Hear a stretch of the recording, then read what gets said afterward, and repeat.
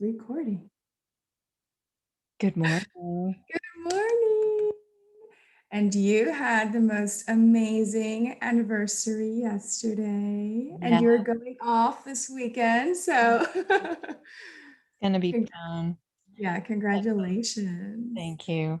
It feels a little strange to get into the 40s. Oh, Cynthia. Yeah, so it's 43 years, Yeah. correct? Yes. Okay. So I just, I really thought for this morning, I know we're speaking to homeschool moms, we're speaking to moms that are doing things still virtual. But I thought, why not shift a little bit and talk about marriage, which is so interesting because this weekend, one of my college girls got engaged this past Oh, week.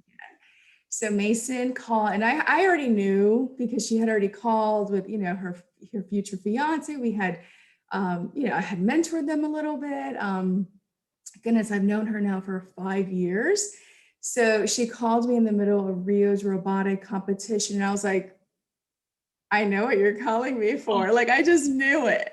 And it's so exciting to celebrate engagement. I mean, now as I look through Facebook, one of my, you know, mentor mom slash Sunday school past teachers, Amy Liggis, her daughter's also engaged, and I'm like, Cynthia, there's so much excitement with getting engaged. However, and not to burst anybody's bubbles because I want to keep that excitement, shouldn't we have even more excitement when we reach a milestone? mhm. I feel like we're just like, oh, it's just an anniversary. I'm like, no, it's not. I mean, my goodness, how many of us don't get there because of age, or we married late, like myself? I mean, Scott and I were thinking, like, do you think we're going to make it to 43 years? Because we did marry late, but how many divorce rates are there? Sadly. And So, Cynthia, I celebrate you and your husband so much for this amazing milestone. And I want you to have as much excitement, and I want us to celebrate you with more excitement than an engagement because you've made it. I mean, you have, I'm just like, ah! So, how do we keep a marriage for so many years? I mean, I know there's that famous quote from Ruth Graham that said, forgiveness. Marriage is a life of forgiveness. So, what does Cynthia L. Simmons tell us today? What is marriage? How do we keep marriage for 40 something years? well, first of all, I think it's important to be committed, to Yes. just really be committed when you get married. There's not an option of, well, if this doesn't work, we'll get a divorce or we'll opt out or whatever. You make a commitment and it's going to be through rough times and through good times. And if possible, you make your good times. You go out of your way to make your good Mm, times. You try to love that person as they are and work with them and the only way you're really safe is if you truly love them and let them be who they are. I'm always trying to, I love to dance, and my husband and I dance together, but he's gotten to where he went through a season where, his ears felt stopped up and he didn't feel like dancing. So I have got to let him do that. I mean, I can say, gee, I want to do it, but I've got to let him be who he is and not just irritate him about it.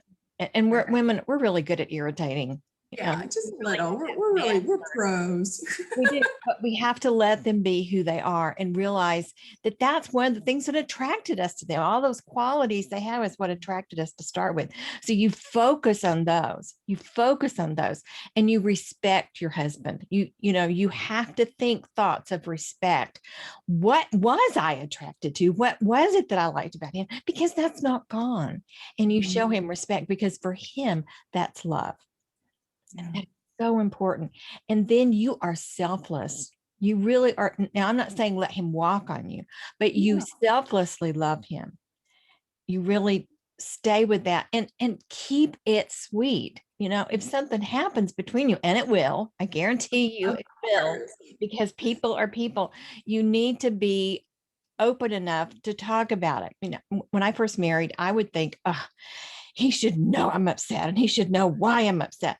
Well, men are kind of like dumb in that way. They don't really get it. If they do something you don't like, they just don't know. They don't pick up on those nonverbal cues. We do, women do, but men do not. So you have to sit them down and tell them and ask them, not to do that or whatever, and talk it through. And those are hard conversations. Yes, they are, but you're better off for having them.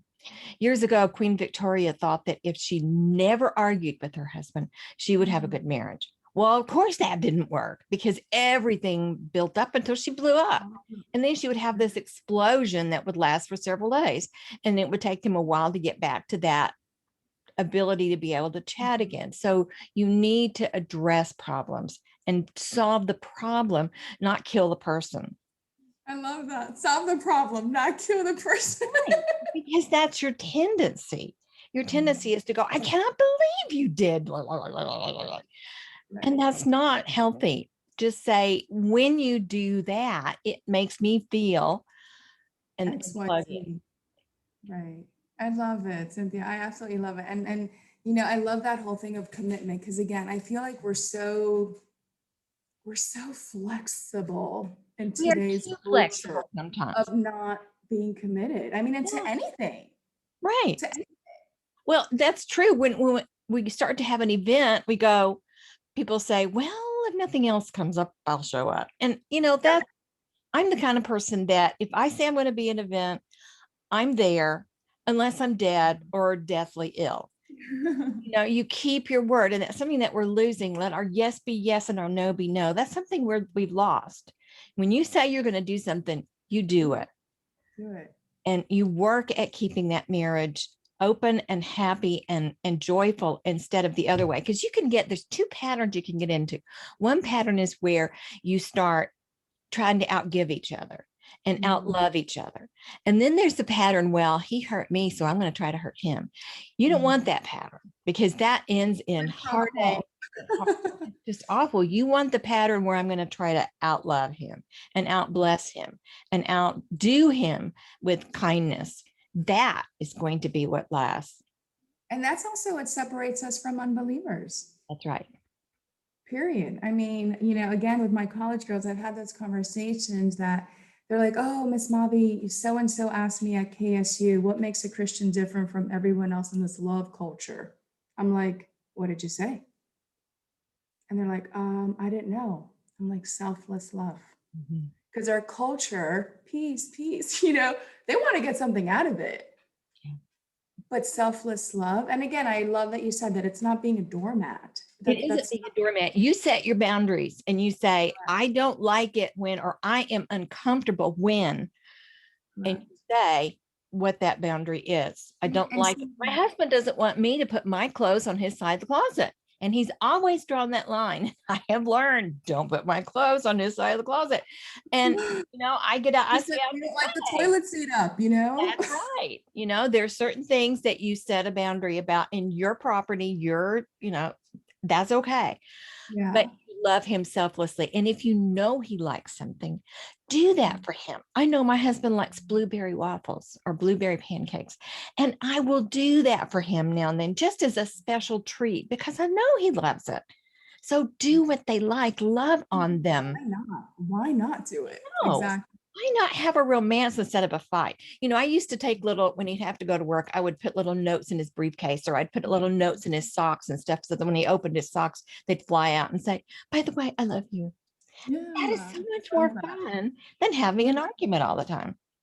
And, I think as moms, we're like, oh, make sure to get that lunchbox little card, even if we're having homeschool.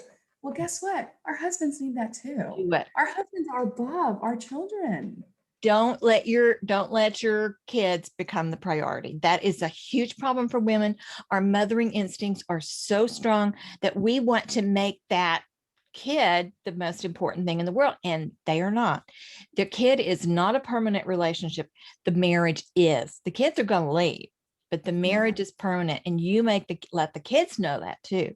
And do not make your husband into your child, because they already have a mother and they don't need another one. Ooh, that was good. Cynthia, I asked you for one tip. I know. I just keep moving.